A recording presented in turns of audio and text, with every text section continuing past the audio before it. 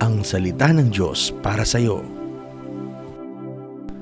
Mga awit 46, talatang 1 hanggang 2. Ang Diyos ang ating kanlungan at lakas, handang saklolo sa oras ng kaguluhan. Kaya't hindi tayo matatakot, kahit ang mundo ay yumanig at ang mga bundok ay mabuwal sa kalaliman ng dagat. Kaibigan, sa gitna ng kaguluhan ng buhay, ang Diyos ang ating matibay na kanlungan.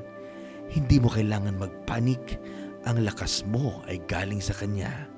Kahit yumanig ang paligid, matatag ka sa piling ng Diyos. Panginoon, maraming salamat sa iyong pangako na ikaw ay aming kanlungan at lakas. Ikaw ang aming saklolo sa oras ng kaguluhan. Kaya't hindi kami matatakot, nagtitiwala kami sa iyo. Aalalayan mo kami araw-araw ng aming buhay, bawat minuto ng aming buhay. Salamat, Panginoon. Amen.